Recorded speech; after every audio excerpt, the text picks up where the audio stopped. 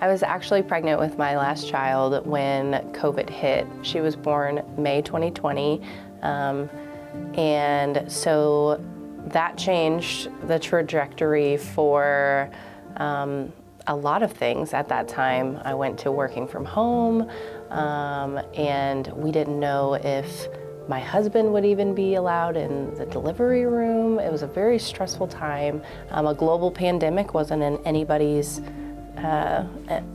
bingo card, you know, but we have to be prepared for whatever might come, and I think COVID was a good lesson there. You know, growing up, my whole life when I decided, you know, I want to have kids and be a mom, when I envisioned myself in the hospital room getting ready to have a baby, I always saw my mom there with me, my mom and my husband. And because of COVID, I didn't get to have my mom with me, and that was really hard. Sorry. It's changed the way we go about doing day-to-day activities. Obviously, especially at the beginning of the pandemic, before any of us could be vaccinated, we didn't really have family gatherings. We had to stop that stuff. My biggest fear was that my elderly mother cares for my son who was in public school, and so my biggest fear was that she was going to contract COVID, possibly from him. So we were very careful. Even a lot of times when Grandma was over, she was wearing a mask to protect herself. I personally thought at the beginning of the pandemic that we're America, we have this, we're gonna get a vaccine, and we're gonna handle this, we're gonna march right through it. But instead, I've seen a lot of infighting and just a whole lot of distrust. And instead of us pulling together as a community and doing what we need to do to protect, especially the people in our community that are immunocompromised or at risk. The other way was my best friend actually lost her mom due to COVID, and I always looked at her mom as a second mom to me.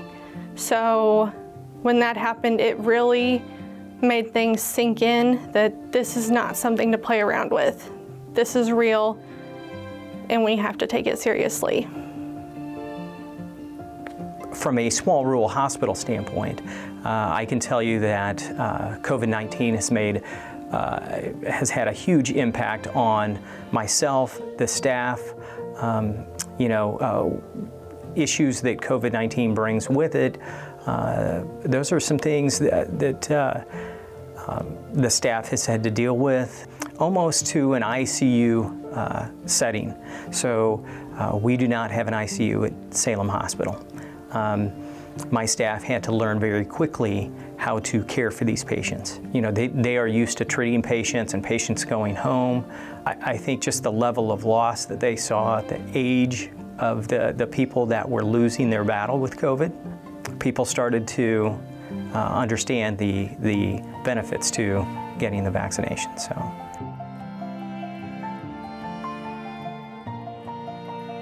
I have asthma, and then I have 4 kids in the house, and my youngest one also has pretty severe asthma. We wanted to make sure that we were doing everything that we could to protect ourselves, but ultimately protect her because she didn't have the choice to be vaccinated or even wear a mask because she's too young. I chose to get vaccinated for my family. Her mom and dad being sick with COVID is not going to benefit her in any way. And then I also spend a lot of time with my family, which includes my grandparents, and I would never want to do something that could put their health or their safety in jeopardy. I chose to get the COVID vaccine to prevent severe illness. I do not like to be inconvenienced with even minor illness. I certainly don't want to get severely ill and have to be in the hospital or have long-term effects from an illness. My second major reason is to protect my patients and the community.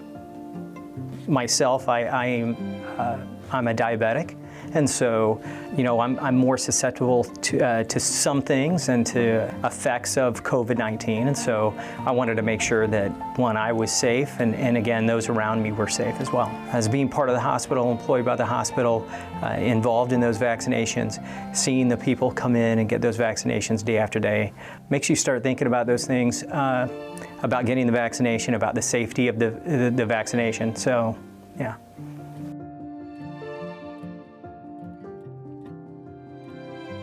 No, I would absolutely get the vaccine again.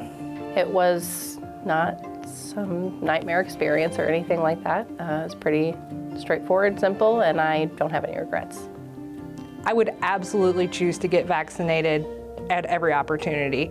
In fact, I'm going to get my booster here in a couple of weeks. No, I would not change my mind at all. I think those fears, I think there's a lot of misinformation out there. Personal experience is that it is very safe, effective, and I wouldn't hesitate at all.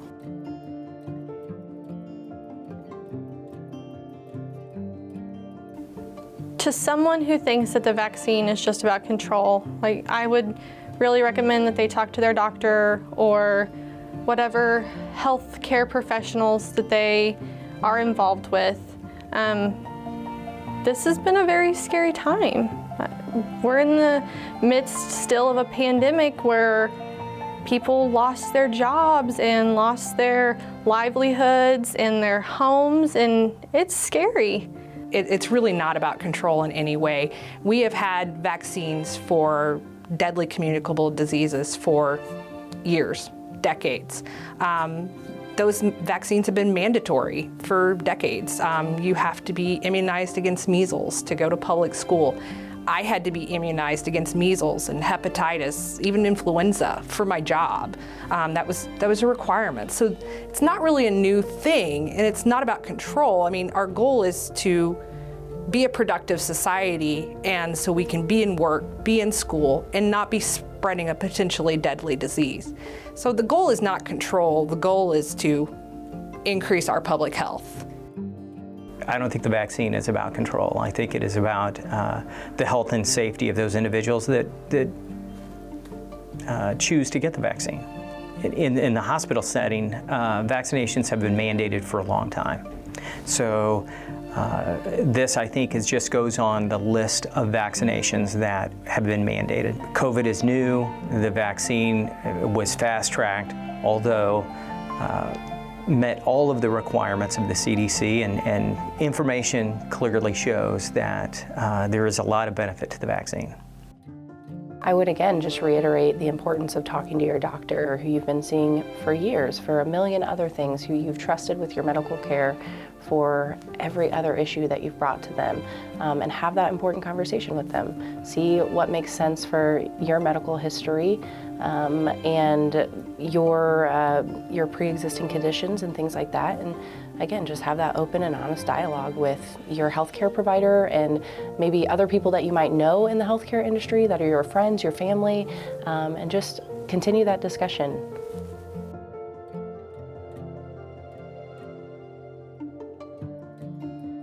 I like to have an honest discussion with them, and I like to know what they're thinking and what their specific fears are. Sometimes it's not that it's an irrational fear, but it's that there's been so much misinformation about the vaccine out there. And I can allay some of that by saying, look, it's really just not accurate. Let me show you the data. And sometimes I can really help them feel better about that. And after our discussion, they do decide to get vaccinated, and then therefore have great protection against severe COVID illness. I very much understand the fears and the reservations with the COVID vaccine because there is so much misinformation out there, especially in social media.